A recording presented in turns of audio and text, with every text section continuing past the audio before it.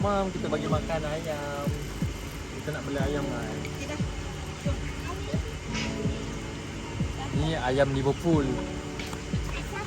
Kak, kita bagi ayam Liverpool ni makan kuat-kuat, sihat tau. Okey dah, jom. Supaya Liverpool boleh menang Jom. lawan semua tim.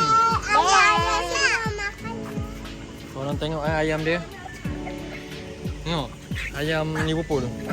Dia punya kaki dah macam ada kasut ataupun stokin. Mantap kali guys. Apa buat? Dia takut.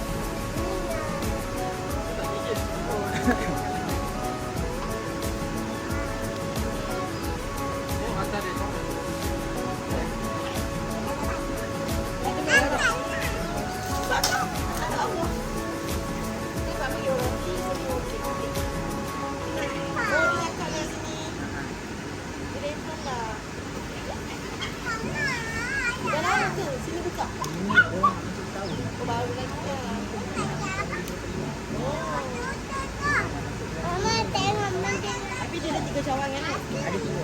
Yang baru buka dia sini. Satu dengan yang dia sini dia baru dulu. Jadi kita dah tahu dah. Bos, menu. Ayo kita menu.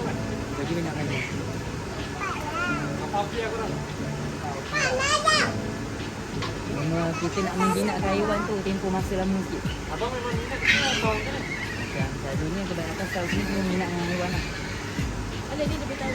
Minat dan haiwan yang korang kena jaga tu random atau memang orang Kadang macam yang sebelum-sebelum ni kalau ikutkan random. Kita orang tak buka. Ratusan ni dia tetap dengan dia. Ratusan ni dia dengan dia. Dia gaduh.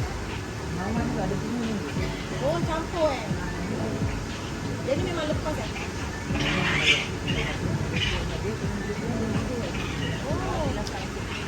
Kenapa label dia keluar? Kenapa label dia dekat luar? Dia memang untuk konsep kita bagi ke sini ni. Touch. Tadi bila saat sini begini. Tapi kalau orang yang bau dukung ni bau tak kenal lah dia tak diam. Ya ada dengan tuan ni pun tak dukung dia lagi ni. Penting. Dah. Memang habis kan? Tengok atas dia, Tom.